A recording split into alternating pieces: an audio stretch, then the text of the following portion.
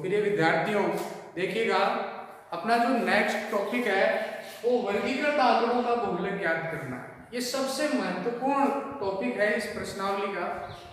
तो देखिएगा वर्गीकृत आंकड़ों का बहुलक ज्ञात करने का सबसे पहले हमें एक सूत्र याद करना पड़ेगा, और वो सूत्र जो आप देख पा रहे हैं, ये सूत्र जो है बहुलक ज्ञात करने का वो L plus F1 minus F0 upon 2F1 minus F0 minus F2 into H।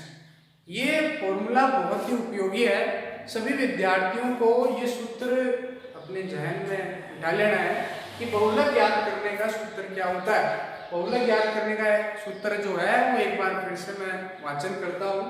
L plus F1 minus F0 oblique 2F1 minus F0 minus F2 into H। देखिएगा हमें सूत्र तो याद हो गया, लेकिन हमें L का तात्पर्य मालूम नहीं है। F1 क्या है, F0 क्या है, F0 F2 H ये क्या है, इसके बारे में हमें समझना होगा। तो इनका तात्पर्य जो होता है L मतलब बहुलक वर्ग की निम्न सीमा। जो भी हमें प्रेक्षण सारणी में वर्ग अंतराल बारंबारता दी हुई होगी, उसमें बहुलक वर्ग की जो निम्न सीमा होगी वो L कहलाएगी। और F1 बहुलक वर्ग अंतराल की सबसे बड़ी बारंबारता। बहुलक वर्ग की सबसे बड़ी बारंबारता का तात्पर्य F1 या F1 का मतलब ये हो जाएगा। और F0 बहुलक वर्ग अंतराल की सबसे बड़ी बारंबारता जो है उसके ऊपर वाली बारंबारता हो जाएगी। और F2 का तात्पर्य हो जाएगा बहुलक वर्ग की सबसे बड़ी बारंबारता की निचली बारंबारता। और H का मतलब हो जाएगा संगत वर्ग अंतर के मध्य अंतराल। तो सभी विद्यार्थियों को इस सूत्र को याद करना होगा। वर्गीकृत आंकड़ों का बहुलक ज्ञात करने के लिए इस सूत्र को याद करना होगा और इन सब का मतलब समझना होगा। अब इसको बखूबी समझने के लिए हम एक एग्जाम्पल लेते हैं, और एग्जाम्पल के जरिए हम इसको अच्छा समझने का प्रयत्न करेंगे। और एक बार यदि हम इसको समझ गए तो परीक्षा में हमें 6 नंबर की प्राप्ति हो सकती है। तो देखिएगा एक एग्जाम्पल यहाँ पे है। वर्ग अंतराल 0 से 10, 10 से 20, 20 से 30, 30 से 40, 40 से 50, 50 से 60। और बारंबारता जो है 0 से 10 की 4 बार, 10 से 20 की 5 बार, 20 से 30 की 9 बार, 30 से 40 की 3 बार, 40 से 50 की 2 बार और 50 से 60 की 1 बार। अब हम इस क्वेश्चन को हल करने की कोशिश करेंगे इस सूत्र के माध्यम से। देखिएगा सबसे पहले F1 को समझते हैं। तो इस पूरे प्रेक्षण सारणी में हमें F1 तो सबसे बड़ी बारंबारता है उसको F1 मानना है, और इसके ऊपर जो है इसे F0 मानना है, और इसके नीचे जो है इसको F2 मानना है, और जो सबसे बड़ी बारंबारता है उसके सामने वाले को वर्ग अंतराल में काम में लेना है। और जो निम्न सीमा है वो L हो जाएगी, L जो होगी वो 20 होगी, और H इनके बीच में जो अंतर है वो H कहलाएगा। H जो होगा वो कितने का होगा, 10 का। 30 और 20 में अंतर हो जाएगा 10 का। ऊपरी सीमा में से निम्न सीमा घटा लेंगे तो अंतर प्राप्त हो जाएगा। अब हमें इसको हल करना है। तो सबसे पहले हमें दिए गए बहुलक वर्ग अंतराल बंटन से सभी जो हमें प्राप्त है उनको लिखना है। L जो होता है वो बहुलक वर्ग की निम्न सीमा होती है, तो L का मान जो है वो कितना है, 20।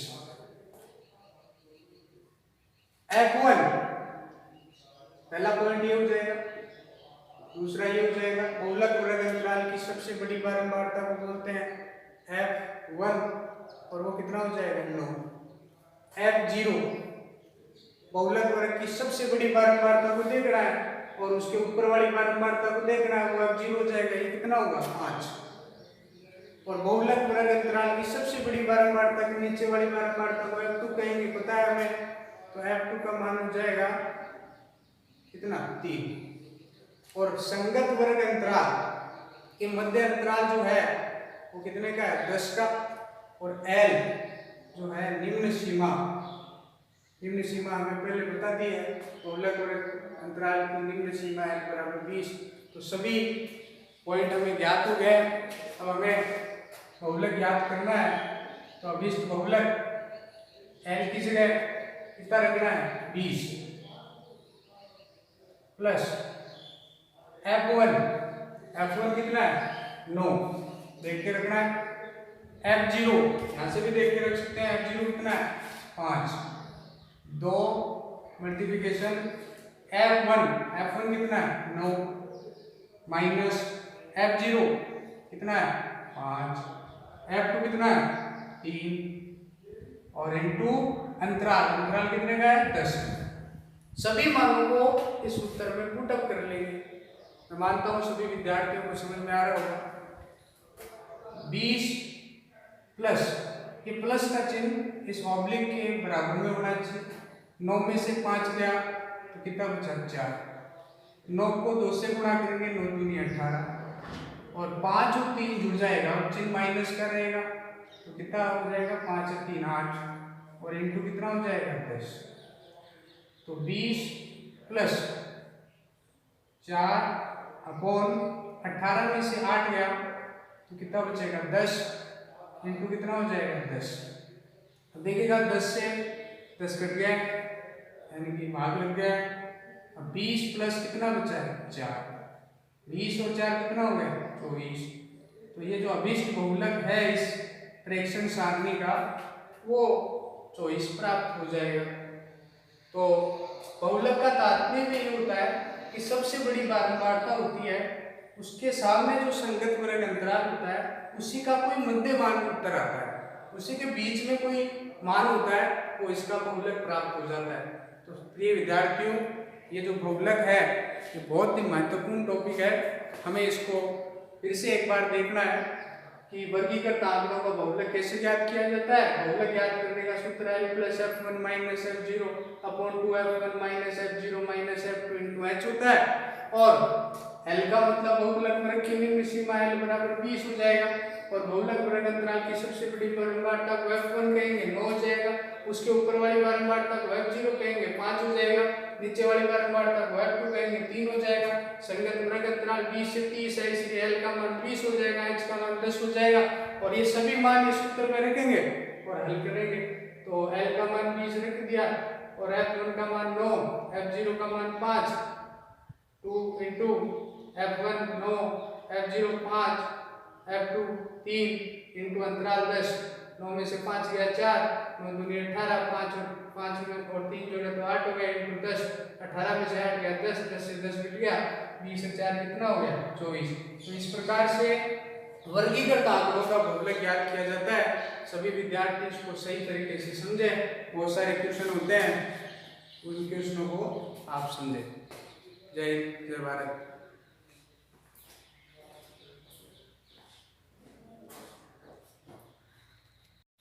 नमस्ते प्रिय विद्यार्थियों, आगे का जो प्रकरण अपना चल रहा था माध्य वर्गीकृत आंकड़ों का माध्य ज्ञात करना। वर्गीकृत आंकड़ों का माध्य ज्ञात करने के लिए हमें एक फॉर्मूले को प्रयोग में लेना पड़ेगा। वो फॉर्मूला कुछ इस कदर है, इस प्रकार से है sigma fi xi upon sigma fi। वर्गीकृत आंकड़ों का माध्य ज्ञात करने के लिए पीछे जो हमने अध्ययन किया वो था अवर्गीकृत आंकड़ों का माध्य ज्ञात करना, वो था प्रेक्षणों का योग अपॉन प्रेक्षणों की संख्या।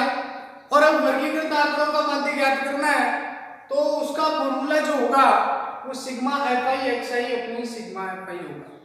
ये जो सिंबल है इसको बोलते हैं सिग्मा, इसको बोला जाता है सिग्मा। सिग्मा बना हुआ S से, S का मतलब सम मतलब जोड़, टोटल जिसे कहा जाए। तो देखिएगा इस सूत्र का प्रयोग किस प्रकार से किया जाएगा, किस कदर से किया जाएगा, हमें सीखना है एक एग्जाम्पल के जरिए। देखिएगा एग्जाम्पल इस प्रकार से है, हमें कुछ चरमान दिया हुआ है, एक प्रेक्षण सारणी बनी हुई है, चरमान जो है xi 5 4 9 3 2, xi जो 5 है उसकी बारंबारता fi जो है वो 4 है, 4 की है वो 3 है, 9 की जो है वो 2 है, 3 की जो है वो 1 है, 2 की जो है वो 5 है और 1 की है वो 4 बार। इन आंकड़ों का माध्य ज्ञात करना है इस सूत्र का प्रयोग करते हुए, sigma fi xi upon sigma fi। मैं बार बार बोल रहा हूँ, इस सूत्र को आपको याद करना पड़ेगा और इस प्रकार की जो भी क्वेश्चन है उसको इसी माध्यम से हल करना है। देखिएगा सबसे पहले हमें जो कार्य करना है, sigma fi xi upon sigma fi का प्रयोग करते हुए सबसे पहले xi को fi से मल्टीप्लिकेशन करना है, मतलब गुणा करना है। 5 को 4 से, 4 को 3 से, 9 को 2 से, 3 को 1 से, 2 को 5 से, 1 को 4 से। कहने का तात्पर्य ये हुआ कि जो चरमान है उसको संगत बारंबारता से गुणा करना है और उसको बोला जाएगा fi xi, यानी कि fi किससे गुणा हो रहा है xi से, तो इसको बोला जाएगा fi xi। तो देखिएगा 5 को 4 से गुणा किया तो 5 चौके 20, 4 दिया 12, 9 दूनी 18, 3 एकम 3, 5 दूनी 10, 4 एकम 4। इस प्रकार से गुणा कर लिया जाएगा। फिर देखिएगा हमें सभी बारंबारताओं का योग करना है, क्योंकि हमें चाहिएगा सिग्मा fi। सिग्मा fi का तात्पर्य क्या हुआ, सभी बारंबारताओं का योग। तो देखिएगा सभी बारंबारताओं का योग 4 और 3 7, 7 और 2 9, 9 और 1 10, 10 5 15, 15 4 19। तो सिग्मा fi की वैल्यू जो होगी वो 19 हो जाएगी। अब इनका भी योग करना है, क्योंकि सिग्मा fi xi की वैल्यू चाहिए, तो हमें इन सब का योग करना है। तो देखिएगा 2 8 2 10, 10 3 13, 13 4 17 हासिल की हो गई है। 1 2 3, 3 1 4, 1 5, 5 1 6। तो सिग्मा fi xi की वैल्यू जो होगी वो कितनी हो जाएगी, 67। हमें जो मान चाहिए वो इस प्रकार से प्राप्त हो जाएगा। जो चर मान है उसको fi से गुणा कर दो, इसका टोटल कर दो, इसका टोटल कर दो, ठीक है। इन सबको लिखना है। सिग्मा fi का वैल्यू हो जाएगा 19 और सिग्मा fi xi की वैल्यू हो जाएगी 67। तो माध्य जो ज्ञात करना है, वर्गीकृत आंकड़ों का माध्य ज्ञात करना है, तो x बार बराबर हो जाएगा sigma fi xi upon sigma fi। अब सिग्मा fi xi की वैल्यू कितनी रख दी भाई, 67 रख दी, और सिग्मा fi की वैल्यू कितनी रख दी, 19। अब हमें 19 में 67 में 19 का भाग देना है, 67 में 19 का भाग देना है, ठीक है। तो सभी विद्यार्थियों को भाग देना तो आता ही होगा, सभी बालक, मैं आपको यहाँ पर छोड़ देता हूँ, सभी को 67 में 19 का भाग देना है और आंसर प्राप्त कर लेना है, ठीक है। ऐसा नहीं है कि मुझे 67 में 19 का भाग देना नहीं आ रहा, सभी विद्यार्थियों के लिए कार्य छोड़ रहा हूँ कि 67 में 19 का भाग दीजिए, जो आएगा वो इस बारंबारता सारणी का माध्य प्राप्त हो जाएगा। अब देखिएगा इसी प्रकार से और कोई माध्य हो और माध्य ज्ञात करना हो तो किस प्रकार से हम हल करते हैं, क्वेश्चन और देखते हैं, फिर क्वेश्चन के जरिए हमें समझ में आ जाएगा। देखिएगा जैसे हमें कोई प्रेक्षण सारणी दे दी और उसका माध्य दे दिया, प्रेक्षण सारणी दे दी और उसका माध्य दे दिया। जैसे प्रेक्षण सारणी है xi और fi, ये बारंबारता बंटन सारणी मान लो xi और fi। xi की जो वैल्यू है वो है 3 5 7 9 11 और 13, और जो fi की वैल्यू है वो इस कदर है, इस प्रकार से है। देखिएगा प्रिय विद्यार्थियों ध्यान से समझना है, बहुत ही महत्वपूर्ण क्वेश्चन आपके सामने पेश कर रहा हूँ, सभी बालक इसको ध्यान से समझे। माध्य ज्ञात करने के लिए आपको बताइए भाई fi xi को गुणा करना है और fi का भाग लगाना है सिग्मा fi का, ठीक है। और fi की वैल्यू जो है वो है 6 8 15 p 8 और 4, ठीक है। अब इसमें क्या है कि इस बारंबारता बंटन सारणी का माध्य हमें दे रखा है, माध्य दे रखा है 7.5। थोड़ा क्वेश्चन चेंज हो गया है। हमें इस क्वेश्चन में क्या करना है कि p की वैल्यू ज्ञात करनी है। हमें इस बारंबारता बंटन सारणी का माध्य दे रखा है 7.5 और चरमान जो है xi 3, 5, 7, 9, 11, 13 है और fi का मान 6, 8, 15, p 8 और 4 है।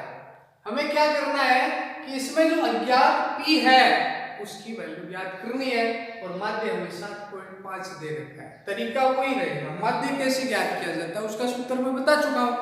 तो देखिएगा सबसे पहला कार्य अपना यह होगा कि fi को xi से गुणा करना है। fi को xi से गुणा करना है।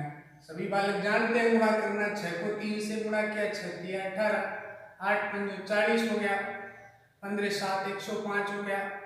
ठीक है, ऐसे नहीं हो पाता तो 15 को 7 से गुणा कर लो, 7 5 35 हासिल की 3, 7 3 7 7 3 10 105 हो गया। अब 9 को p से गुणा करना है तो 9p हो जाएगा और 11 को 8 से गुणा किया 88 हो जाएगा और 13 चौक 52 हो जाएगा। ठीक है, इस प्रकार से गुणा कर लेना है। इसको इससे गुणा करना है, इसको इससे, इसको इससे, इसको इससे, इसको इससे, इसको इससे। ठीक है, अब वही तरीका अपनाना है कि हमें पता है कि सिग्मा fi की वैल्यू चाहिए तो सिग्मा fi बराबर और यहाँ पे जो वैल्यू हो जाएगी वो सिग्मा fi x है। क्योंकि माध्य दिया गया है तो माध्य दिया गया है तो उसके कंसेप्ट में जाते हैं कि माध्य दिया हुआ है तो माध्य क्यों दिया गया है और माध्य दिया हुआ है उसी का कंसेप्ट अपनाएंगे और p की वैल्यू ज्ञात करेंगे। अब हमें इनको जोड़ना है।